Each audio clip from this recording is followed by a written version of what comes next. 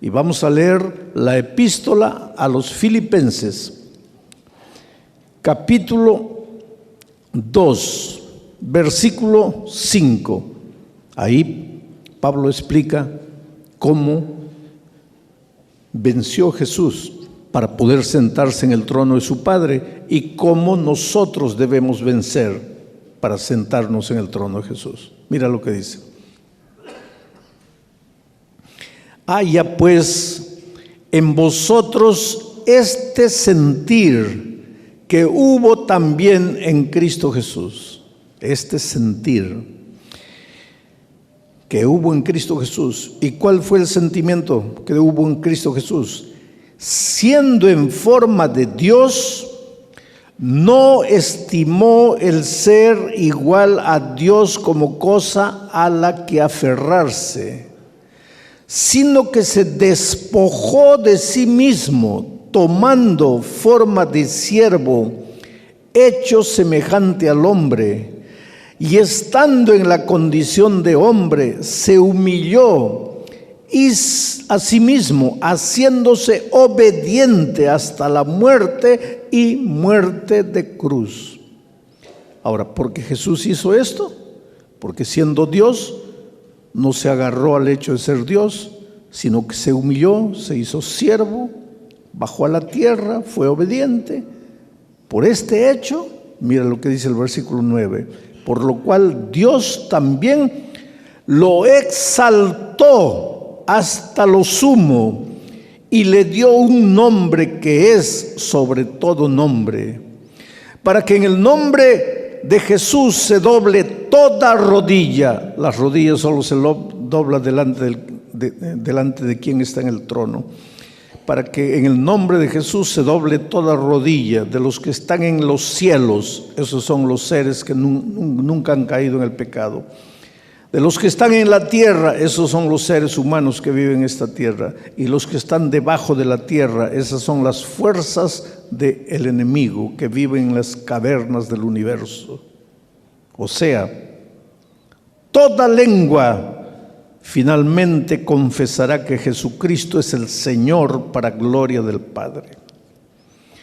Miren cómo Jesús vence.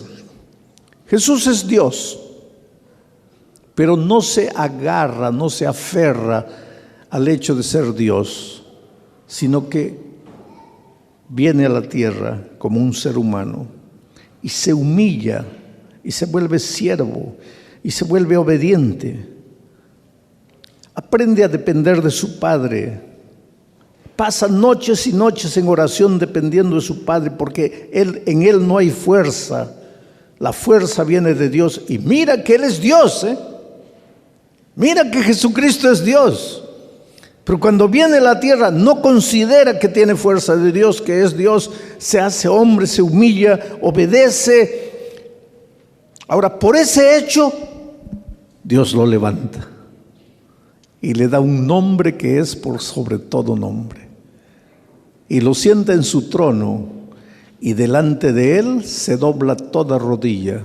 Los seres que no han caído en el pecado, los seres humanos de esta tierra y hasta las fuerzas del infierno se arrodillan para reconocer que Dios es el único Señor.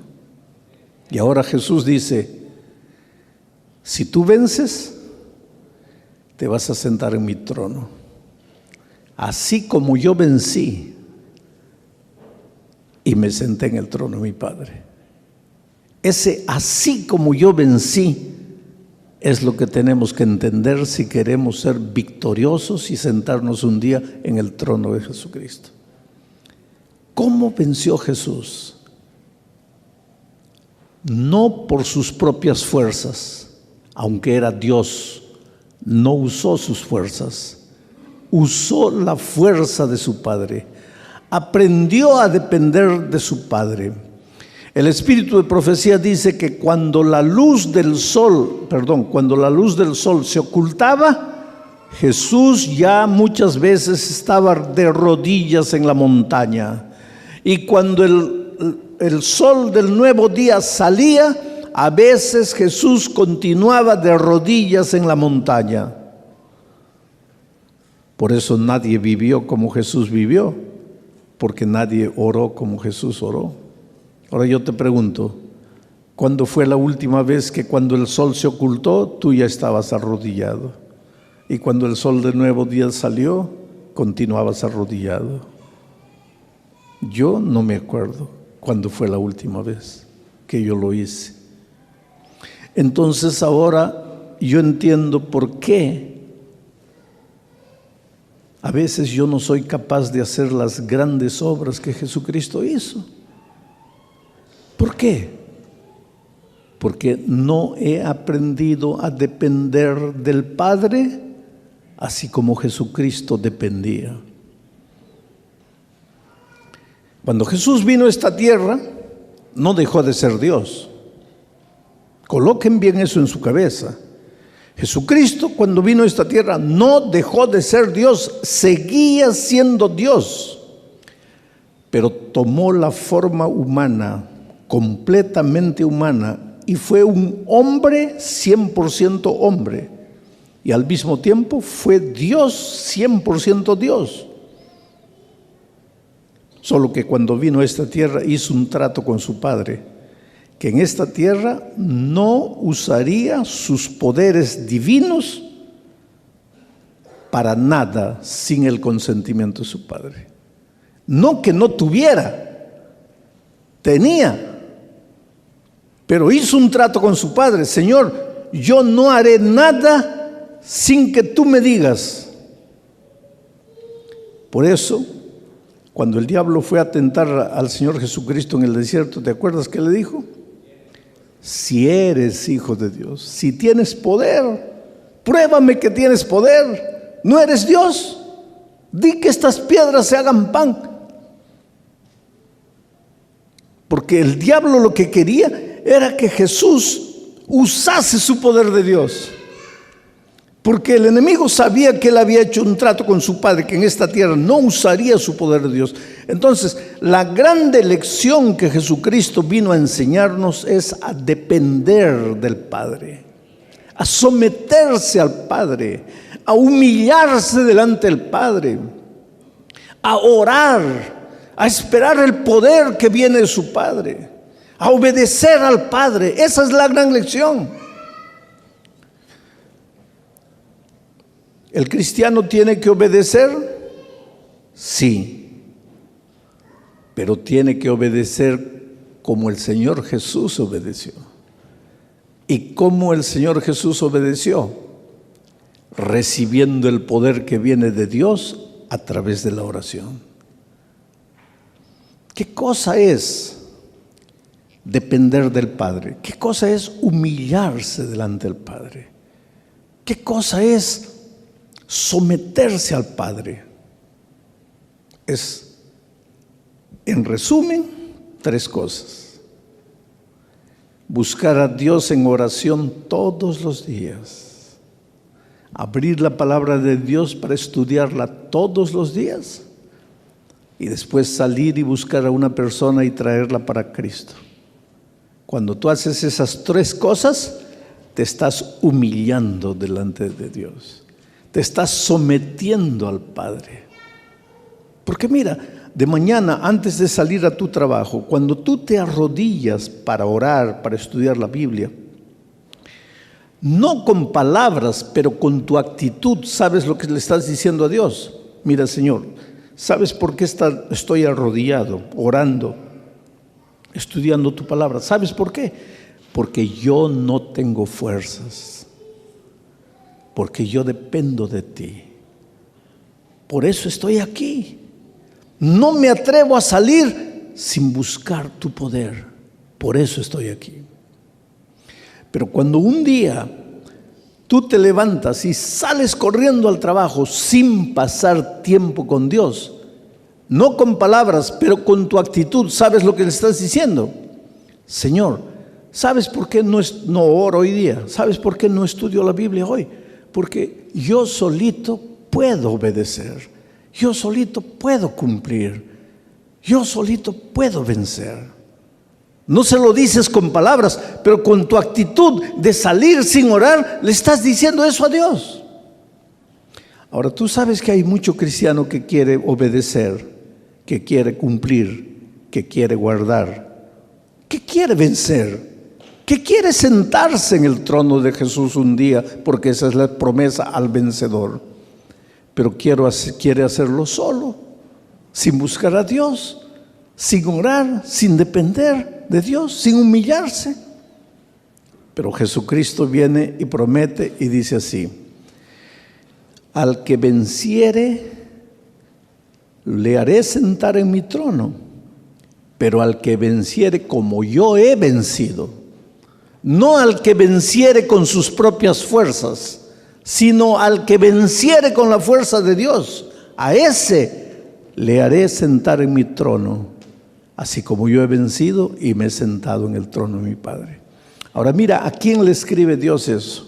A la iglesia de la Odisea. Y antes de hacerle la promesa de que lo va a hacer sentar en su trono, miren lo que el ángel le dice a esta iglesia que somos nosotros hoy. Dice, versículo 17 del capítulo 3 de Apocalipsis: porque tú dices, yo soy rico y me he enriquecido y de ninguna cosa tengo necesidad, y no sabes que tú eres un desventurado, miserable, pobre, ciego y desnudo. En otras palabras, ¿qué es lo que Jesús está diciendo? Tú crees que porque cumples esto, porque guardas esto, que porque sigues esto, eres un maravilloso cristiano. Tú piensas, tú dices, bueno, yo voy a la iglesia, yo guardo los mandamientos, yo guardo el sábado, yo me porto bien, yo no hago esto, yo no hago aquello, estoy bien. Tú piensas, pero lo que tú no sabes es que eres un pobre, ciego, desnudo, miserable. Tú estás queriendo vencer y sentarte en mi trono, pero con tus propias fuerzas. Pero solo se va a sentar en mi trono el que venciere como yo he vencido, renunciando a mis propios métodos y sometiéndome a los métodos divinos. Ahora viene una pregunta, querido. ¿Hay lugar en la vida cristiana para el esfuerzo, para el dominio propio? Porque después de oír un mensaje como este, hay gente que dice así, bueno, está viendo, no hay que esforzarse, solo hay que pedirle a Dios que nos dé la victoria y listo. El cristiano no tiene que esforzarse porque tenemos que confiar en la gracia de Cristo y Él lo hace todo. Hay gente que dice así. Y hay otra gente que dice, no, Señor, hay que esforzarse. Porque sin fuerza no se logra nada en la vida. Entonces, ¿cuál es la conclusión? ¿En la vida cristiana hay lugar para el esfuerzo, para el dominio propio? Claro que sí. El asunto es, ¿para qué usas la fuerza? ¿Para qué usas el dominio propio? Y Jesucristo esta mañana lo que te está enseñando es lo siguiente. Tú tienes que usar la fuerza, el dominio propio, la fuerza de voluntad. Tú tienes que usar todo eso para buscar a Dios todos los días en oración y a través del estudio de la palabra. Para eso tienes que usar el dominio propio, la fuerza de voluntad. Pero cuando llega la tentación para querer vencer a la tentación, tú no puedes usar, porque aquí tu fuerza no te vale nada. Aquí Jesucristo va a vencer por ti. Pero aquí Jesucristo va a vencer por ti solo si tú has ido a Él para buscar su poder. El problema es el siguiente. El otro día alguien me decía, pastor, entonces si depende de orar, de estudiar la Biblia, de levantarme temprano para hacer todo eso, pastor, yo estoy perdido porque yo no tengo fuerza de voluntad. Pero yo te voy a probar esta mañana que sí tienes fuerza de voluntad. ¿Cuántos de ustedes se levantan a las 3 de la mañana para ir a trabajar? Levanten la mano. ¿Hay alguien aquí que se levante a las 3? No. ¿Hay uno ahí? ¿Tú te levantas a las 3? ¿Hay alguien aquí que se levanta a las 4 de la mañana para ir a trabajar? Hay 2, 3, 4. ¿Hay alguien que se levanta a las 5 de la mañana para ir a trabajar? Ahí a la mayoría. 5 de la mañana, 4 de la mañana. Seguro que tú colocas el despertador, ¿no es cierto?, para despertarte a las 4 de la mañana.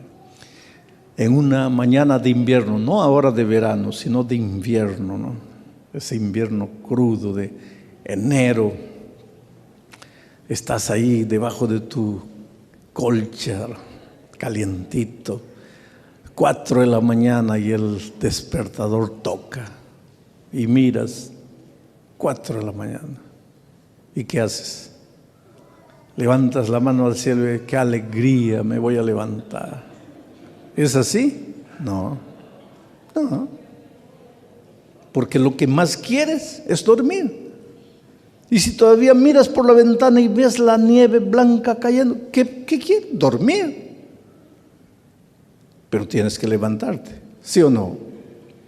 ¿Y por qué te levantas? Porque tienes que ir a trabajar.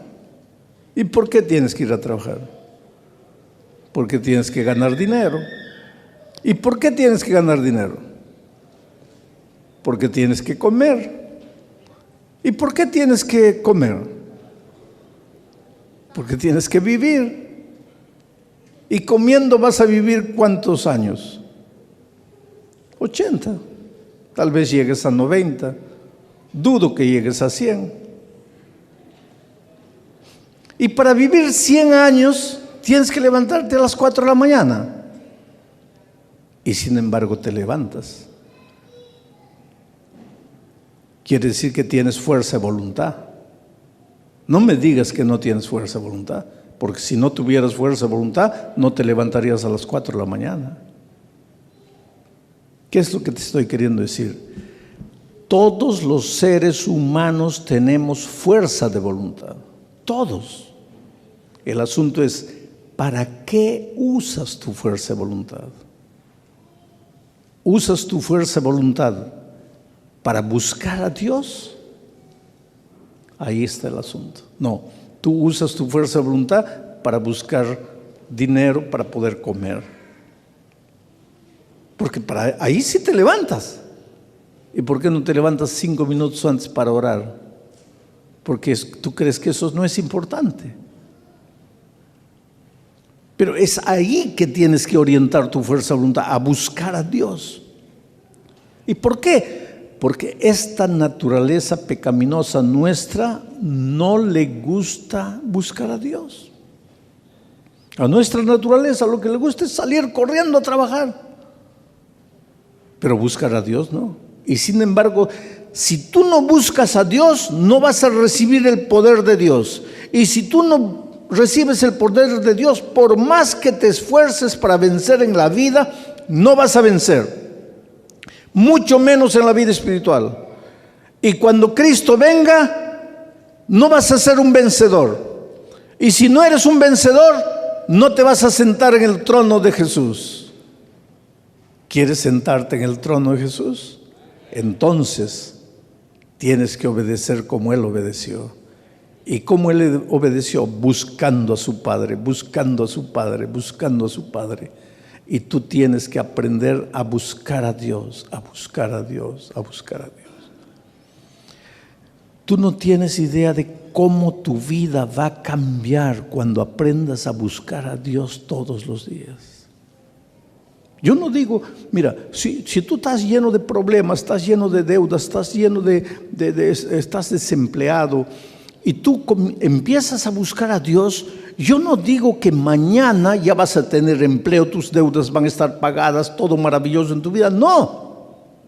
Pero cuando tú empiezas a buscar a Dios, Dios inunda tu corazón de una paz tan linda que cuando te levantas de las rodillas, tus problemas siguen delante de ti, pero tú ya no eres el mismo.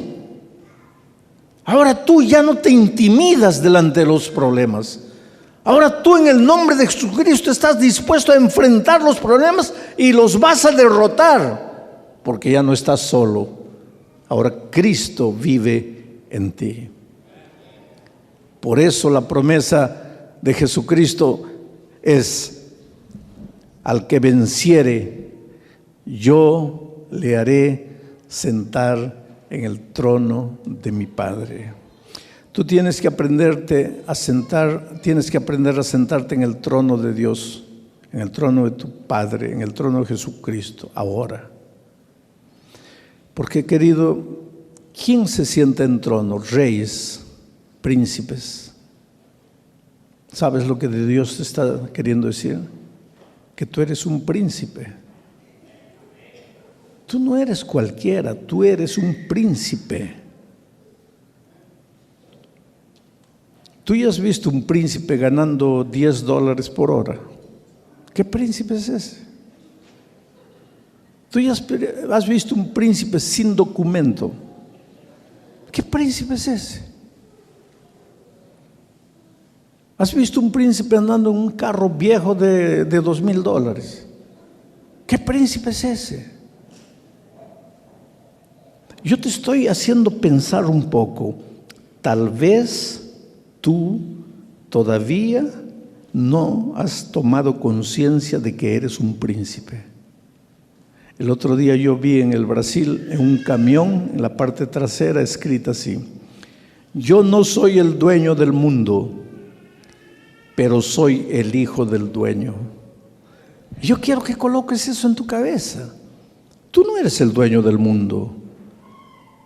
Dios es el dueño del mundo.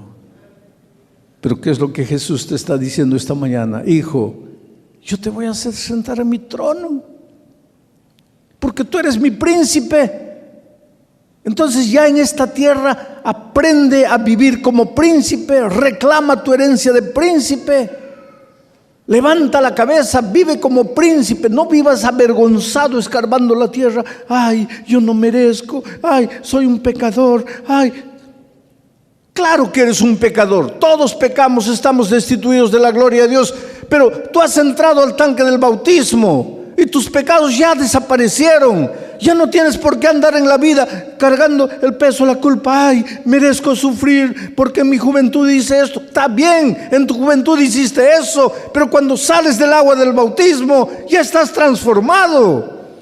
Ya no tienes por qué estar lamentándote por tu pasado. Ahora aprende a vivir como príncipe, porque hay un trono esperándote, porque al que venciere el Señor Jesús le hará sentar en su trono. En el nombre de Jesucristo te digo, ya no tienes más el derecho de vivir con una actitud pesimista, fracasada, derrotada. Tampoco te sientas Dios, porque ese fue el problema de Lucifer. Cuando mires al trono, no lo mires vacío, con el deseo egoísta de apoderarme del trono. No, no, no. Cuando mires al trono, mira al Señor Jesucristo sentado, pero diciendo: hijo, ven, porque tu lugar está aquí conmigo. Porque donde yo estoy, tú también estarás. Hoy es el día de buena nueva. Hoy es el día de salvación. El otro día un anciano de iglesia me decía: pastor, después de escuchar el mensaje de esta mañana llego a una conclusión, pastor. El texto bíblico dice: haya en vosotros este sentir. Y pastor, cuando todos me miran a mí, creen que soy un buen anciano, un cristiano perfecto, porque mis actitudes son buenas, mi comportamiento es bueno. Pero la palabra de Dios dice: haya en vosotros este sentir. Y yo puedo ver tu comportamiento, pero yo no puedo ver tu sentimiento. Y Jesús no está preocupado con tu comportamiento, sino con tu sentimiento. Una visión, y vuelvo a repetir, Daniel trata de describir en palabras humanas, usando figuras humanas, cómo era la visión que tuvo. Pero la esencia del mensaje es la siguiente: va a haber un juicio. Va a haber un juicio. A mí me impresiona que uno de los escritores bíblicos que más menciona el juicio es Pablo. Y ustedes saben que Pablo es el defensor de la gracia de Cristo. Ahora, como un hombre, un exponente de la gracia de Cristo, como es Pablo, es también uno de los que más habla del juicio. ¿Sabes por qué? Porque gracia no está reñida con juicio, porque el juicio es parte de la gracia. ¿Para qué sirve un juicio? No para asustar. Por favor, no te asustes con el hecho de saber que va a haber un juicio. No te asustes. ¿Por qué? Te voy a hacer una ilustración. Vamos a decir que tú tienes una casa, me la prestas, te vas de viaje 2 años, y en esos 2 años yo me apodero de la casa que me prestaste. Aprovecho que estás viajando, falsifico unos papeles, y cuando llegas tú, yo te digo, mira, la casa era tuya, ahora es mía. Pero ¿cómo si yo te la presté? No, aquí están los papeles, la casa es mía. Y vamos a un juicio, para que el juez determine quién tiene razón. Dime tú, ¿quién es que debería tener miedo de ese juicio? ¿Tú que eres el dueño? ¿O yo que soy el usurpador? ¿Quién es el que tiene que temblar delante del juicio? Los culpables. El culpable tiene que tener miedo al juicio. Ahora, miren lo que Pablo dijo, ya lo repetí durante la semana. Todos pecamos y estamos destituidos de la gloria de Dios. Todos. No hay justo ni siquiera uno. Desde la cabeza hasta los pies, todo es llaga podrida entre nosotros. Isaías 53 dice, cada uno de nosotros se desvió por su propio camino, como oveja, rebelde. Cada uno quiso vivir como quiso, hizo lo que le dio la gana. Somos culpables. Estamos destituidos de la gloria de Dios. Y la paga del pecado es la muerte. Estamos condenados.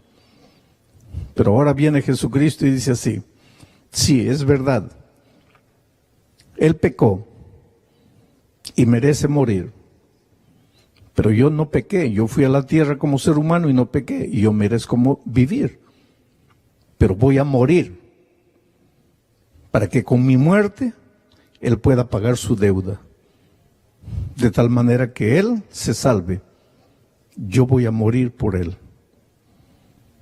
Ahora, ¿cómo se sabe si tú aceptaste o no aceptaste la sustitución de Cristo? ¿Cómo se puede saber si tú realmente te apoderaste de la sangre de Cristo? Por eso tiene que haber un juicio. Por eso tiene que haber un juicio. El juicio de la investigación, donde seguramente se va a revisar tu caso, el mío. Alejandro Bullón, el 24 de abril a las 5 de la tarde hizo esto. El 25 de abril a las 6 de la tarde hizo esto. El 27 de abril de mañana hizo esto. Está todo registrado porque dice que los libros, por favor no me saquen el texto. Está todo registrado porque dice que los libros fueron abiertos. Hay libros, hay registros. No hay un pensamiento que tú tengas, no hay un sentimiento que tú tengas, que abrigues en tu corazón. No hay un acto que tú hagas que no esté registrado. Todo está registrado en los libros. Y cuando el juicio empiece, se abrirán los libros para revisar. Ahora tú no te preocupes por lo que está escrito en el libro, porque el remedio ya está provisto y es la muerte de Cristo. Tú, en lugar de estar preocupado por lo que has hecho, preocúpate por aceptar a Jesucristo. Y no solo con la boca. Entra al tanque del bautismo, porque cuando te bautizas en la muerte de Cristo.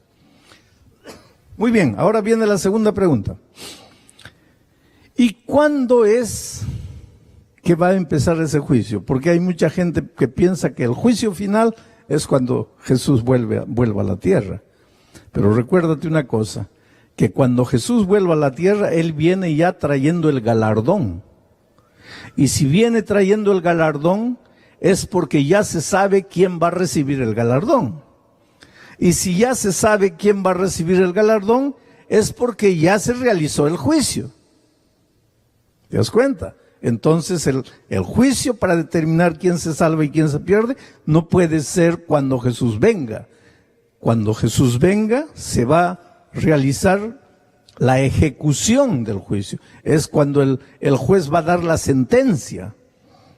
Pero el juicio de investigación, porque todo juicio tiene un proceso de investigación. El juez pregunta a ver cómo fue, qué estabas haciendo, porque aquí hay un testigo que dice que te vio. Y es verdad, ¿dónde estabas a esa hora? Ese juicio de investigación tiene que ser realizado antes de la condena, de la sentencia. Otra gente, con toda sinceridad, piensan que el juicio sucede cuando el hombre muere. Murió el hombre y el juicio va a suceder ahí, pero la Biblia es contundente al decir que cuando el hombre muere, ya no hay nada. Por eso dice Salomón, todo lo que viniere a tu mano para hacer, hazlo según tus fuerzas, porque al sepulcro a donde vas, ya no hay ciencia, ni trabajo, ni sentimiento, ni pensamiento, ni nada. Moriste, se acabó todo. Entonces no puede haber juicio. El juicio tiene que ser ahora. ¿Pero cuándo? ¿Dónde? ¿A qué hora? Entonces vamos al segundo texto ahora. Daniel 8:14, para tratar de descubrir cuándo empieza el juicio. Esa es una profecía que la humanidad no conoce, pero está en la Biblia. No está escondido, no está oculto, está en la Biblia. Solo que la mayoría de los estudiantes de la Biblia no conoce el versículo. Si lo ha leído ni ha pensado. Pero ahí dice así, y él dijo, hasta 2300 tardes y mañanas, luego el santuario será purificado. Vamos a tratar de entender.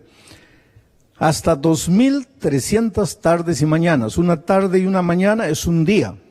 O sea, la profecía dice así, hasta 2300 días, luego el santuario será purificado. ¿Qué tiene que ver este versículo con el juicio? Esto es interesante, porque antes de anoche estudiamos lo que sucedía cuando el santuario de Israel era purificado. Antes de anoche estudiamos que una vez por año, bueno, vamos a hacer un repaso. Todos los días el pecador israelita llevaba un corderito, transfería sus pecados al cordero, entonces sacrificaba el cordero, su sangre se derramaba, ahora venía el sacerdote, tomaba la sangre del cordero contaminada y la colocaba en el lugar santísimo. Todos los días.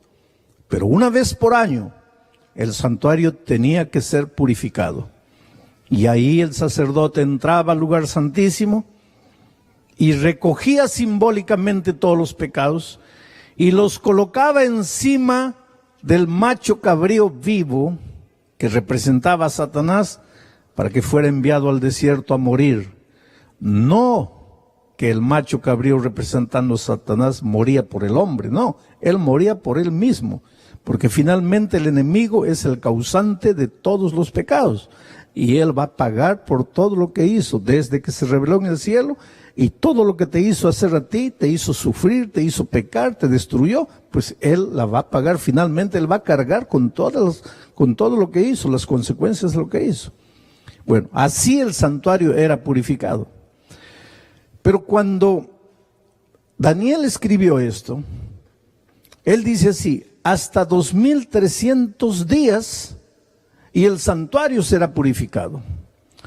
¿Cuándo empieza esta fecha? 2300 días. En primer lugar, quiero decirte una cosa, porque aquí hay mucha gente nueva que todavía no conoce mucho Biblia.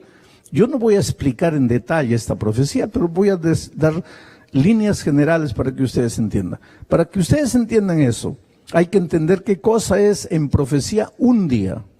Dice, hasta 2300 días, tardes y mañana, un día, luego el santuario será purificado.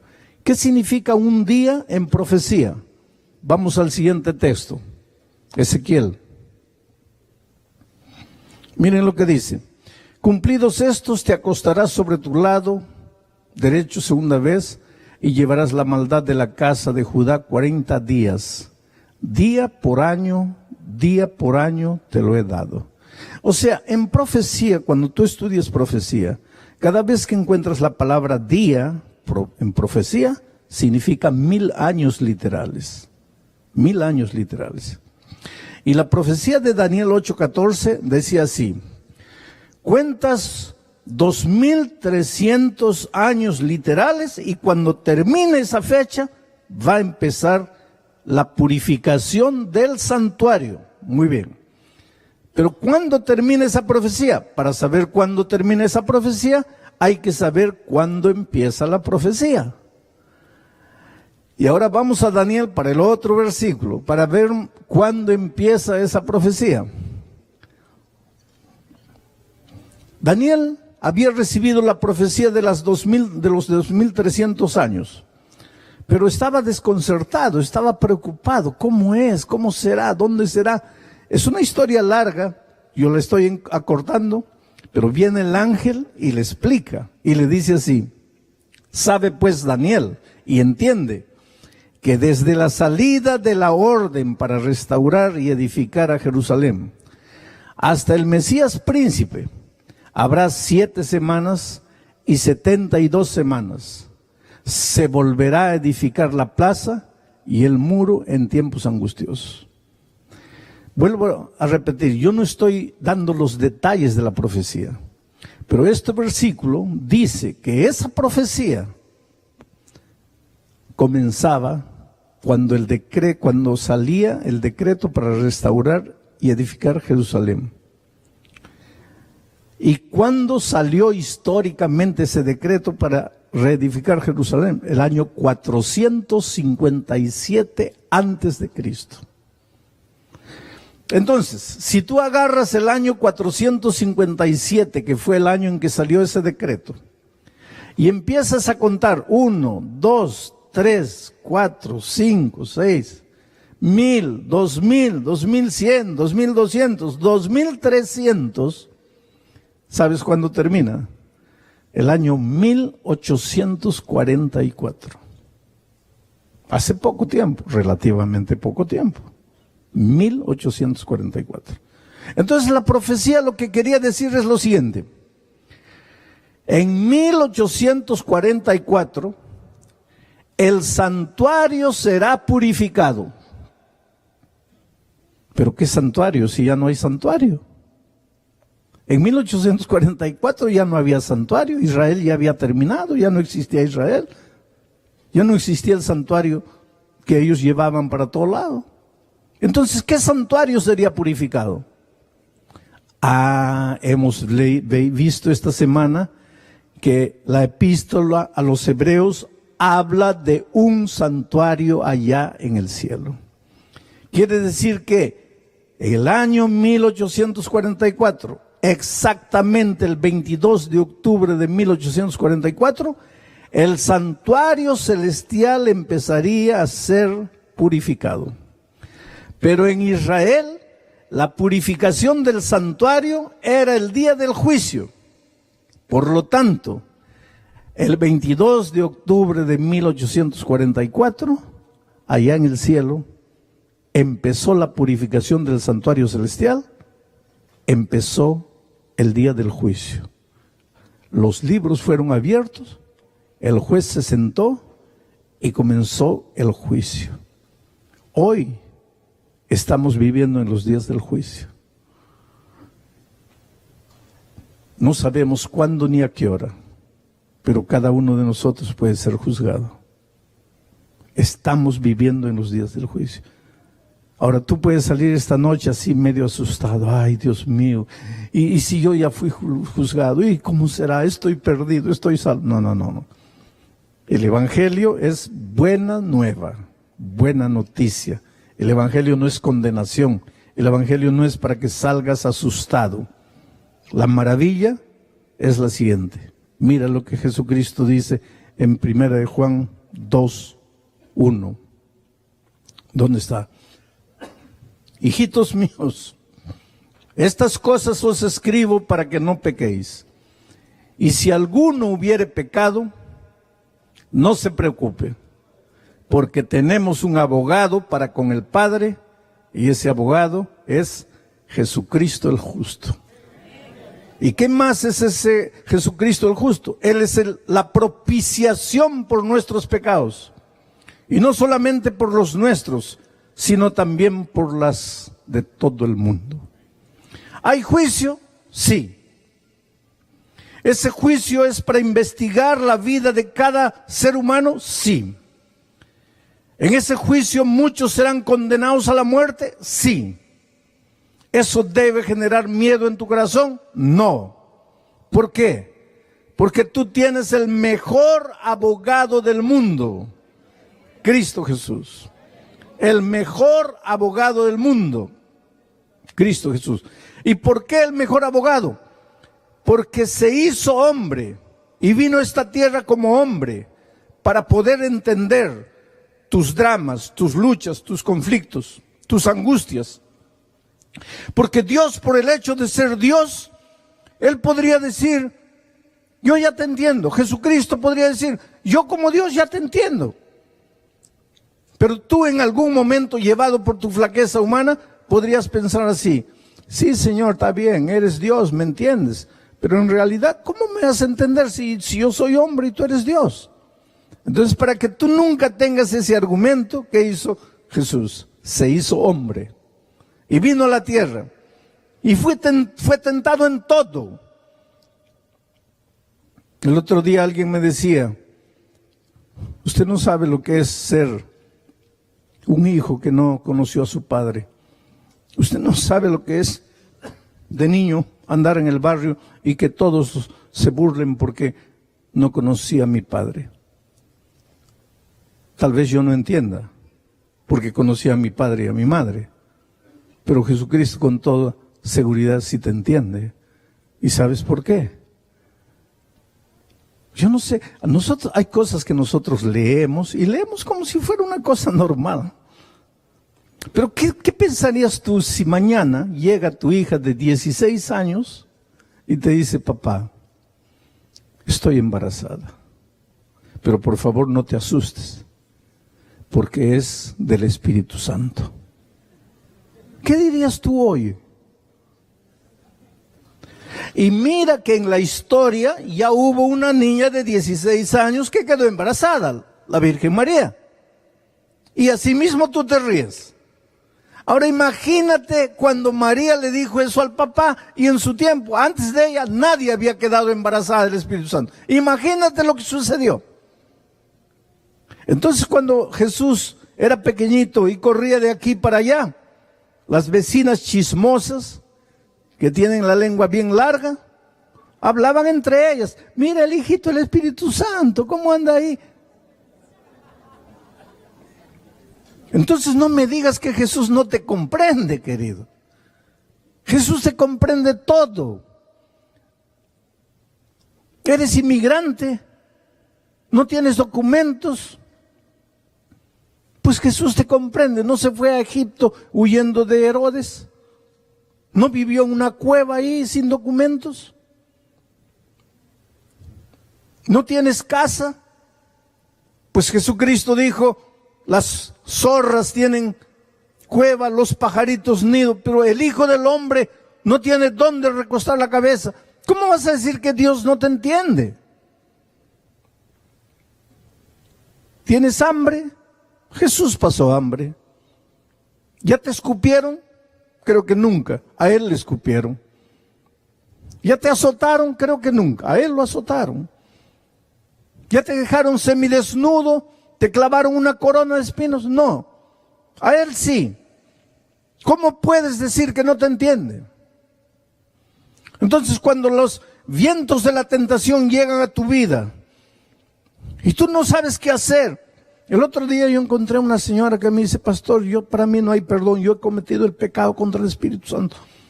¿Por qué? Porque cuando mi hijo de 18 años murió y me dieron la noticia y yo vi el cuerpo inerte de mi hijo destruido en un accidente de tránsito, yo maldije a Dios, pastor. Yo dije, maldita la hora. ¿Qué Dios eres? Después pasó el tiempo y yo entendí. Pero pastor, yo creo que para mí no hay perdón. ¿Cómo tuve el valor de maldecir a Dios? A veces en tu oración tú no le dices a Dios, Señor, parece que me has olvidado. ¿Dónde estás? Pues un día en la cruz del Calvario el Señor Jesucristo levantó los ojos al cielo y dice, Dios mío, ¿por qué me has abandonado? ¿Su padre lo había abandonado? No. Pero la nube de dolor era tan grande que él no podía verlo. Entonces cuando tú en un momento de dolor hablas una tontería, ¿cómo crees que Jesús no te va a entender? Él te entiende. Él se compadece de ti. No tenemos un abogado que no pueda compadecerse de nuestras flaquezas, sino uno que se hizo hombre, vino a la tierra y te entiende. Y es por eso que puedes ir a ese abogado con confianza y decirle, Señor, he pecado. No tengo perdón. La paga del pecado es la muerte, pero Señor, por favor, defiéndeme. Y el Señor Jesucristo, en el santuario celestial, en estos días de juicio, intercede por ti. Por eso Pablo dice, escribiendo a Timoteo, no tenemos otro intercesor en esta vida, a no ser Cristo. Jesucristo, hombre, que te entiende y se compadece de ti. Oh querido, eres lo más precioso que Dios tiene en esta vida. Yo sé que a veces tú te miras en el espejo de la vida. El otro día alguien me decía, nadie me ama. Mis padres no me amaron, en la escuela no me amaron, mis amigos no me amaron, me casé con un hombre, tampoco me amó. Hice tonterías en la vida, hoy mis hijos tienen vergüenza de mí, no me aman. Y lo peor, pastor, a veces yo me miro en el espejo y me desprecio. Yo tampoco me amo. Y es posible que esta noche yo esté predicando para alguien herido por la vida, golpeado.